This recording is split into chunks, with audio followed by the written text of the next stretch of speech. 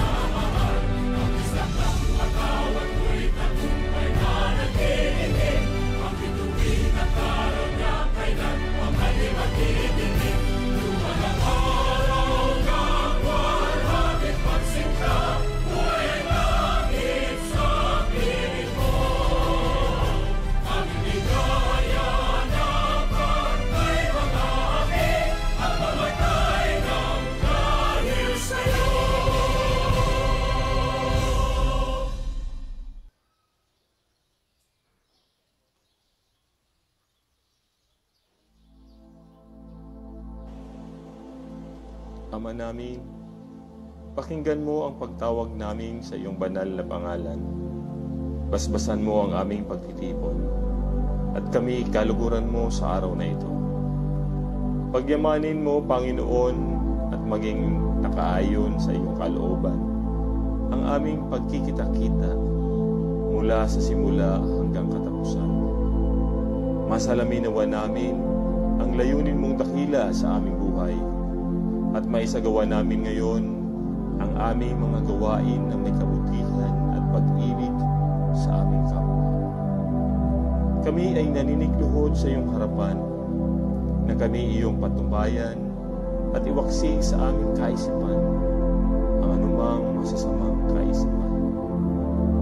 Bigyan mo kami ng sapat na lakas at katalinuhan upang maibahagi namin ang aming makakaya sa aming mga kasama sa pagtitipon na ito. Ilagay mo sa aming diwa at puso ang pagmamahal na hindi naghihintay ng anumang kapalit, bagkus ay bukas palad na magkakaloob ng anumang tulong. Panalangin namin ang lahat ng ito sa pangalan ng iyong bugtong na anak na si Jesus. Amen.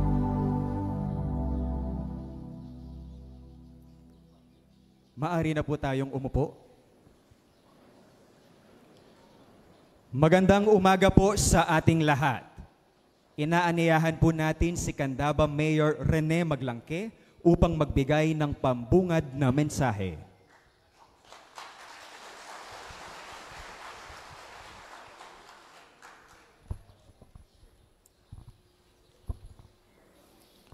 Sa ating mahal na Pangulo, Ferdinand Bongbong Marcos Jr.,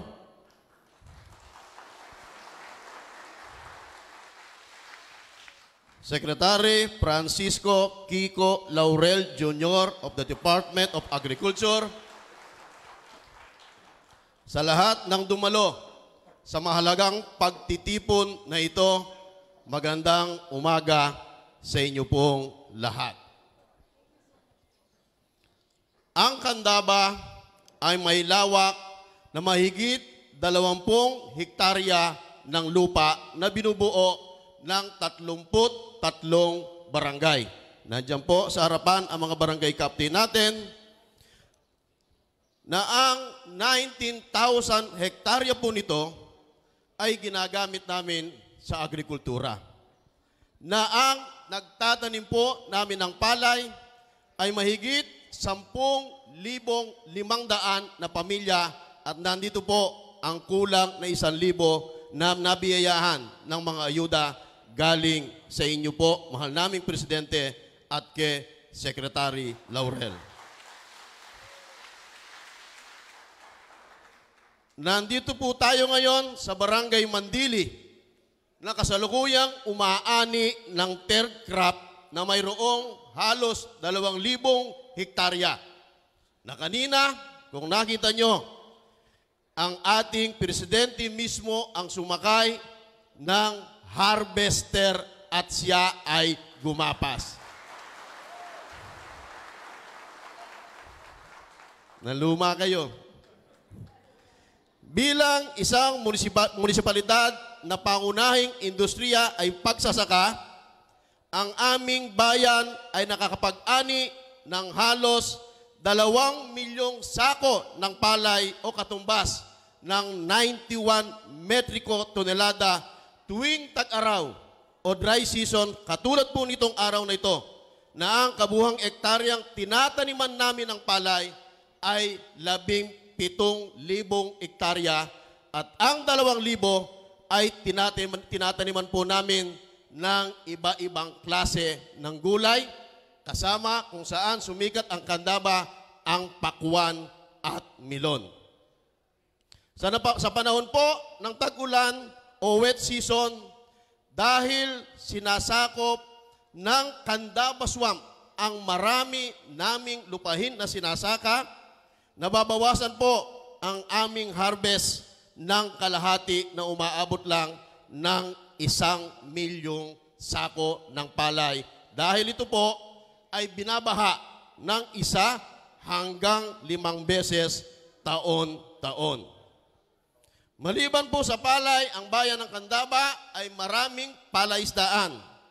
Produkto ng mais, binanggit kong pakwan at milon, at iba't ibang uri ng gulay na may kabuhong 800 metriko tinuladang produksyon taon-taon. Mahal naming Presidente, masaya po ang mga magsasaka ng buong Pampanga at ng bayan ng Candaba sa inyong pagdating kahit nasa sulok ang Barangay Mandili sa pagbibigay ng inyong panahon at atensyon sa kasalukuyang estado ng agrikultura sa aming bayan. Naalala ko po, grade 1 ako. Katulad po ng inyong ama, ang ating dating Presidente Ferdinand Marcos Sr. ay pumunta sa Candaba noong 1972 na nagbigay ng isang malaking patubig na itinutok sa Pampanga River na nakinabang ang maraming magsasaka na libo-libong hektarya ang nadaloyan ng tubig na hindi dating nakapagtatanim ng palay. Kasama po ang magulang ko, ang tatay ko na magsasaka na nakinabang sa ibinigay ng inyong ama. Kaya ako ay napag-aral niya at nakatapos ng kolehiyo.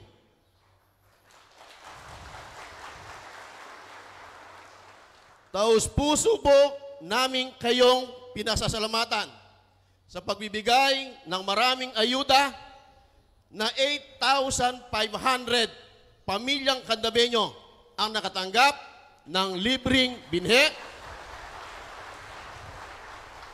libreng pataba, 5,000 bawat isa, na ito po ay gagamitin nila sa pagsuporta sa kanilang mga anak na makapag-aral at makatapos na katulad po natin para umasenso ang Candabeñong Pilipino. Kami po mga kapangpangan sa pumunguna ng aming malugod na Gobernador Dennis Delta Pineda at Congresswoman Ana York Bondok, sa maraming ipinupukol na batikos sa inyo ay hindi kami naniniwala dahil alam namin ang sa puso nyo ay ang maiangat lang ang buhay ng bawat Pilipino. Kapangpangan, ipinanalo kayo 100% ang suporta sa inyo, mahal po naming Presidente. Dito po sa bayan ko, nagkakasundo ang mga nanunungkulan, nagtutulong-tulong kami at pasulong ang bayan ng Candaba. Mabuhay po kayo, mahal namin, palakpakan natin, Presidente BBM. Marami pong salamat, Mayor Maglangke. Sa puntong ito, tayo po ay dadako sa ceremonial distribution ng iba't ibang tulong mula sa ating pamahalaan. Inaaniyahan natin ang ating mahal na Pangulo na pangunahan ang pamamahagi.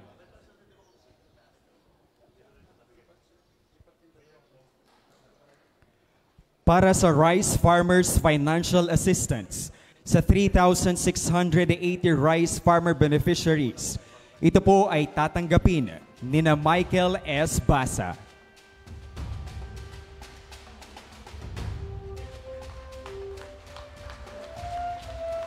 Erlyn Sangkap,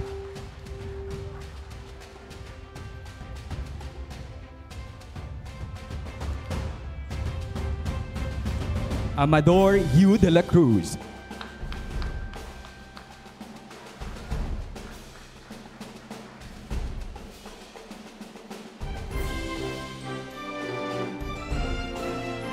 German Hugh de la Cruz,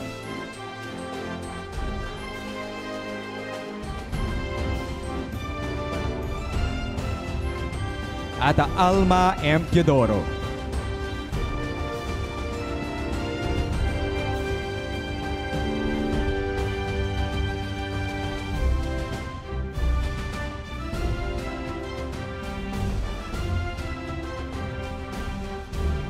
Para naman sa fertilizer discount vouchers sa 8,461 beneficiaries, ito naman po ay tatanggapin nina John Sanggalang,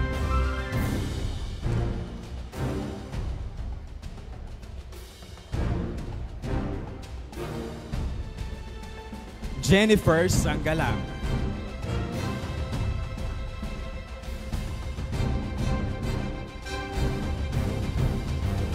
Jenaline Moralina,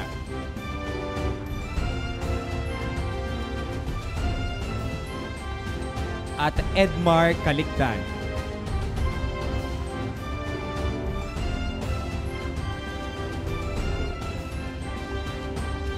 Para sa isang warehouse with mechanical dryer, ito ay tatanggapin ni Filipina Mercado ng Candaba Marketing Cooperative.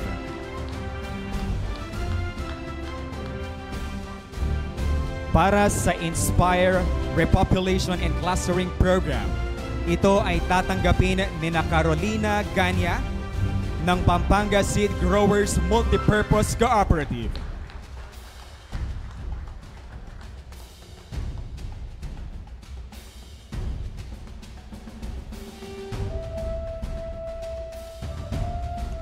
At Percival Turla ng Santa Ana Agricultural Multipurpose Cooperative.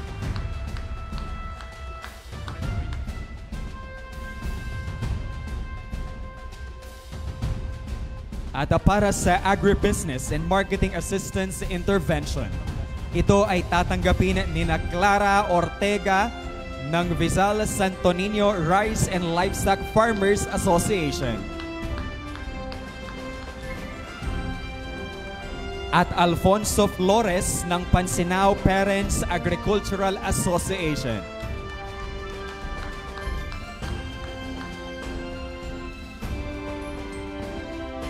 Maraming salamat po, mahal na Pangulo, and congratulations sa ating mga benepisyaryo.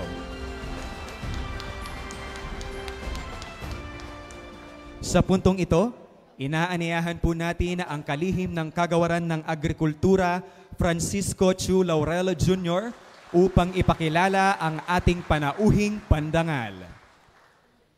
Mga binibini at Ginoo, ang Pangulo ng Republika ng Pilipinas, kagalang-galang na Ferdinand R. Marcos Jr.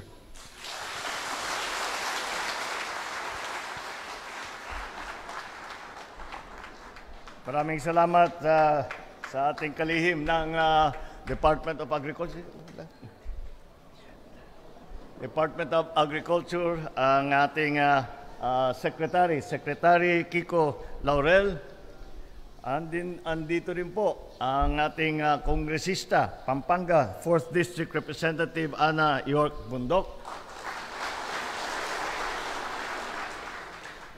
Ang Mayor ng Candaba, Mayor Rene Estacio Maglangke, na nagpapakita ng picture. Matagal na pala kami magkakilala. Pero hindi na tayo nakikilala sa picture na yun. Tumanda na tayo pareho.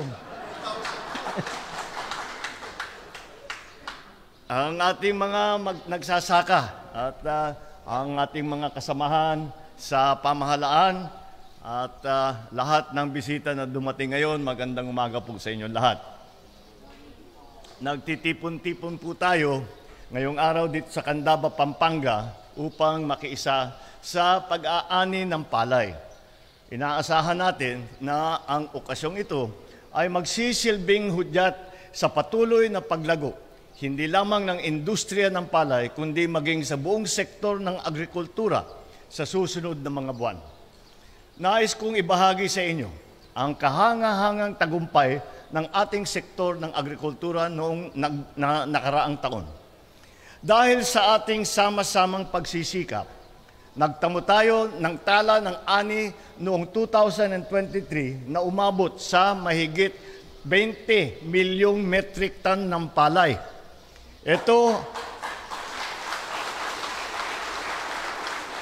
Ito ay nagpapakita ng 1.5%, 1.5% na pagtaas mula sa nakaraang taon o dagdag na mahigit na 300,000 tonelada ng palay ang inaidagdag sa nakaraang taon. Ang pamamahagi ng mas magandang uri ng binhi at pagbibigay ng malawakang suporta sa pataba ay siyang nagbunga ng positibong resulta na ito. Sumasailalim po rito sa walang sawang dedikasyon ng ating mga magsasaka at sa matagumpay na pagpapaganap ng mga programa ng kagawaran ng pagsasaka. Ngunit, habang tayo ay nagdiriwang ng ating tagumpay, mahalaga rin na kilalanin natin ang mga hamon ng ating haharapin. Andiyan po ang El Nino, na kasalukuyan nagdudulot ng malawakang pinsala at perwisyo sa ating mga pananim at sa ating mga magsasaka. Inaasahan nating titindi pa ito hanggang sa susunod na buwan ng Pebrero. Tinatayag aabot po ng hanggang Hunyo nitong taon at patuloy na magdudulot ng malaking banta sa sektor ng agrikultura sa nalalabing buwan ng 2024. Gayunpaman, hindi tayo natatakot, sa halip buong loob at lakas at sama-sama nating haharapin ang El Nino. Noong kami ay papunta rito, napapag-usapan namin ni Secretary Laurel ang lahat ng paano yung mga bagong sistema. Galing po kami sa Vietnam. At ang Vietnam, napakalaki po ng ani. Doon tayo bumibili pag nag-i-import tayo. Pag napipilitan tayo mag-import, karamihan ng importation natin galing sa Vietnam. Kaya nung pumunta kami ron, naunguna si Secretary Kiko at pinuntahan niya, iniikot niya yung kanilang mga sakahan at para makita naman kung paano nila ginagawa na ganun kalaki ang kanilang inaani. Kaya nung papunta kami rito, napapag-usapan namin kung paano dadagdagan ang patubig. Hindi lamang dito sa Candaba, sa Pampanga, kundi sa buong Pilipinas. Dahil alam naman natin, kayo mga magsasaka, naunawaan ninyo ito na mabuti, na talaga naman, basta't bigas ang pinag-uusapan, basta palay ang pinag-uusapan, ang patubig, ang talagang pampaganda para lahat ng lugar na 3 croppings na. Hindi lamang doon sa yung mga rain-fed ngayon, 2 croppings lang. Dito mabuti may 3 croppings na kayo. At ang sikreto talaga diyan, ang susi talaga diyan ay yung patubig. Kaya tinitignan po namin yung mga sistema na ginagawa. Palagay ko susubukan natin yung solar powered irrigation. Lalagay po tayo ng solar, tapos yun ang gagamitin na kuryente para sa mga bomba. At hindi naman tinitignan namin makakatulong kagad ito dahil ang ini-import natin siguro mga 3.5 million tons sa bawat taon. Kung mabuo namin itong aming pinaplano, ay lalaki ang ani natin dahil yung irrigation area, 180,000 hectares more or less ang madadagdagan sa irrigable land at makakapag third cropping mga 1.2 million tons pag nabuo na natin. Ngunit magsisimulan pa lang natin. Ngunit yan talaga ang sagot sa ating mga nagiging problema. Hindi lamang sa bagyo, hindi lamang sa mga El Nino, kung hindi pati na sa pag-transport ng ating mga ani. At napag-usapan din namin pati mga puerto para hindi na malayo ang pinupuntahan, hindi na malayo para makapag-transport ng inyong sinaka. Kaya't yan po ang aming mga pinaplanong upang pagandahin pa ang sitwasyon natin sa sektor ng agrikultura. Patuloy natin palakasin at pag-ibayuhin ang mga tulong para sa mga apektadong lugar at mamamayan. Ilan sa mga hakbang na ginagawa natin ngayon ay ang paglikha ng mga binhing umaayon sa pagbabagong klima. Gayon din ang pagsasagawa ng climate risk assessment para sa mga nasalantang pamayanan. Kayo mga magsasaka, ramdam na ramdam ninyo yung tinatawag na climate change. Kaya kailangan natin, pag-aralan natin na mabuti, kung mayroong mga ibang variety na pinag-aaralan na baka maaring gamitin kapag masyadong pagka nabagyo, kapag masyadong malakas ang ulan, kapag naman walang ulan, maasa tayo sa ating irrigation. Patuloy din nating isinusulong ang mga infrastrukturang magpapatatag sa ating mga sakahan sa panahon ng kalamidad. Kasabay din dito ang pagbibigay sa mga mangingisda at magsasaka ang mga paalaala at maagang babala upang maiwasan ang matinding pinsala sa mga pananim. Ngayong taon, palalawakin din natin ang patubig para sa mga sakahan ng pamamagitan ng Philippine. Ito yung sinasabi ko, Philippine Solar Irrigation Project, na mga small-scale irrigation project upang mapataas ang produksyon at kita ng ating mga magsasaka. Ito po, yung bawat isang unit ay makakapagpatubig ng 20 hektarya. Sa ganun, siguro mag-aano tayo ng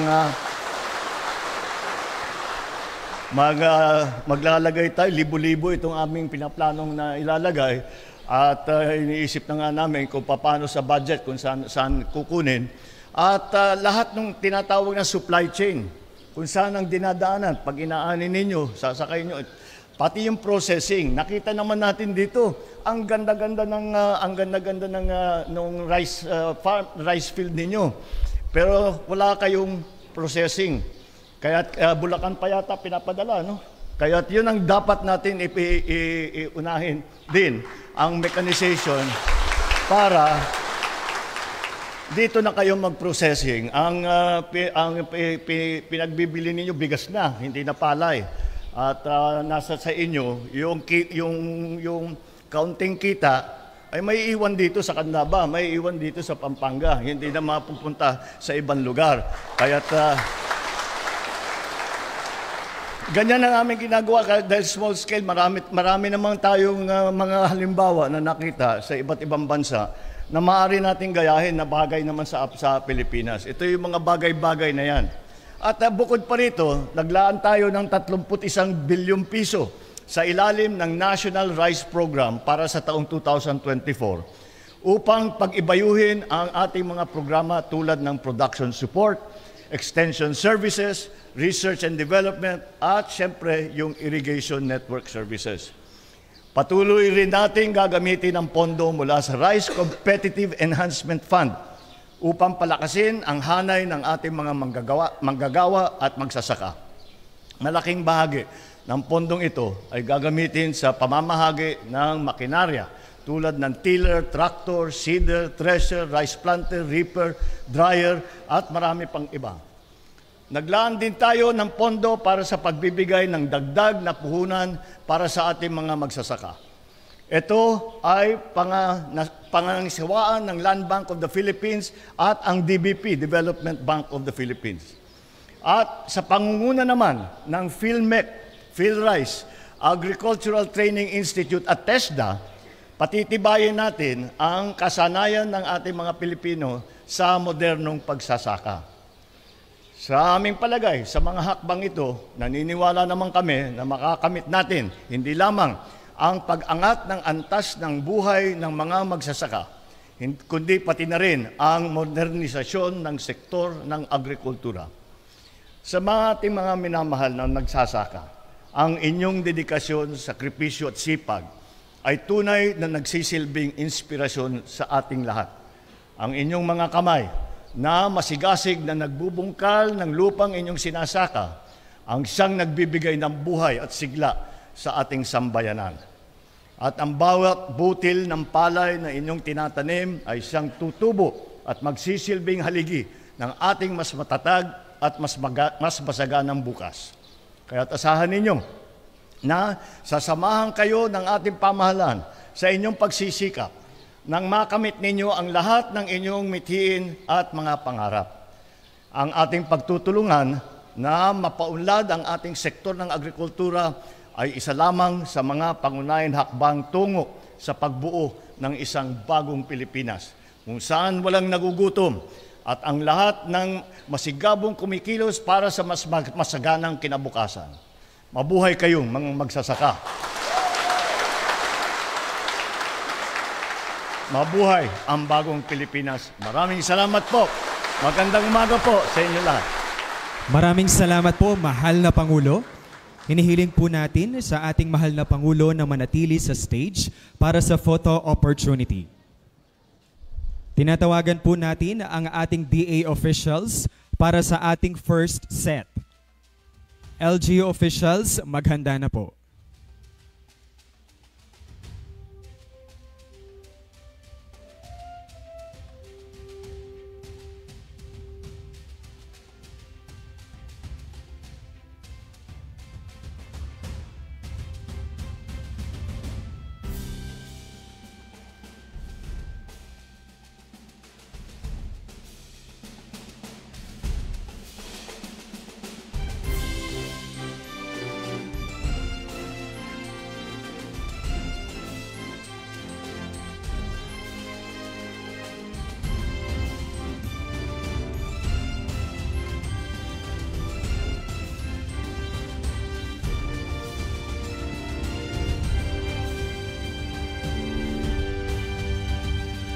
Salamat po. Inaanyayahan naman natin ang LGU officials sa stage. Farmer leaders, maghanda na po.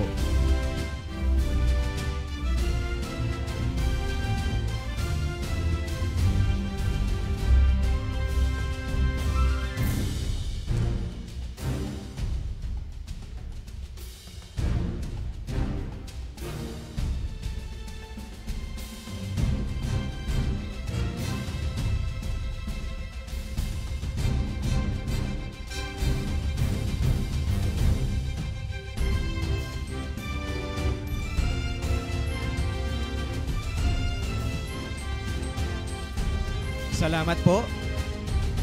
At ngayon, inaanyayahan po natin ang farmer leaders sa stage.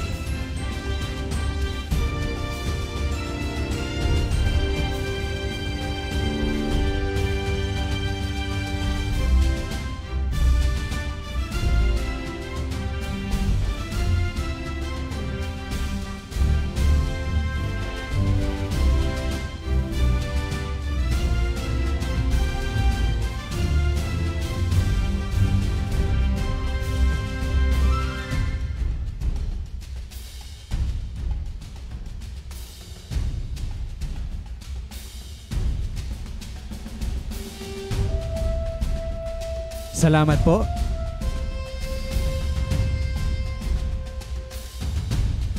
Inaaniyahan din po natin yung mga barangay captains dito po sa munisipalidad ng Candaba para sa photo opportunity sa ating mahal na Pangulo.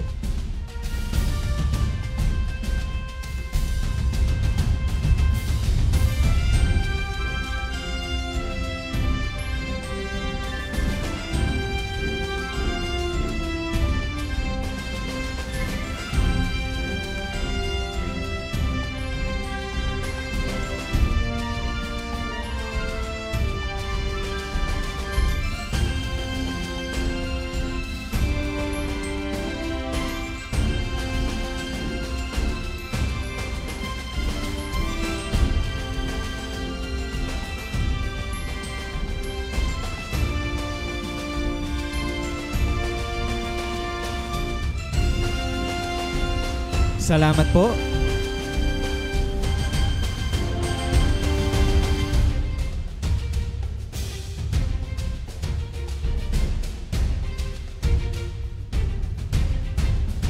Dito na po nagtatapos ang ating programa.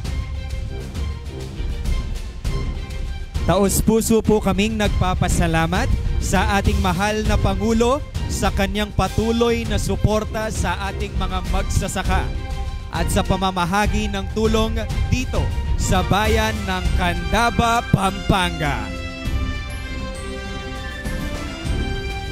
Muli po naming inaanyayahan ang ating mahal na Pangulo sa ilalim po ng stage para po sa groupie or group photo opportunity kasama po yung ating mga magsasaka.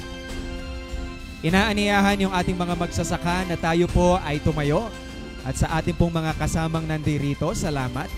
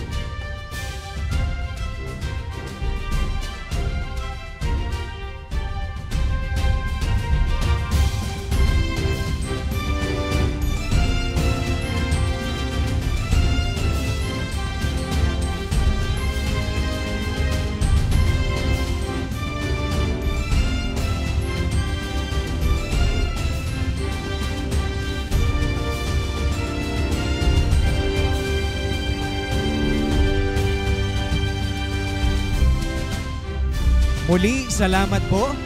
At dito na po nagtatapos ang ating programa. Muli, taos-puso po kaming nagpapasalamat sa ating mahal na Pangulo sa kanyang patuloy na suporta sa ating mga magsasaka at sa pamamahagi ng tulong dito sa bayan ng Candaba, Pampanga.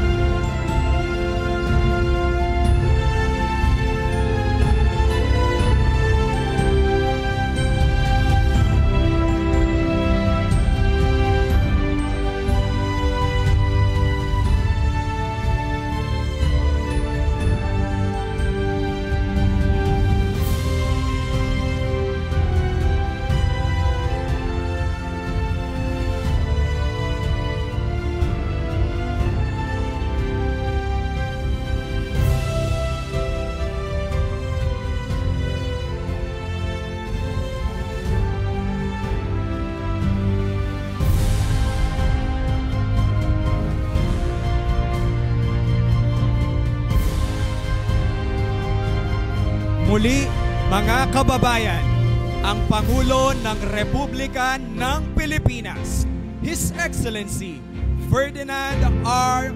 Marcos Jr.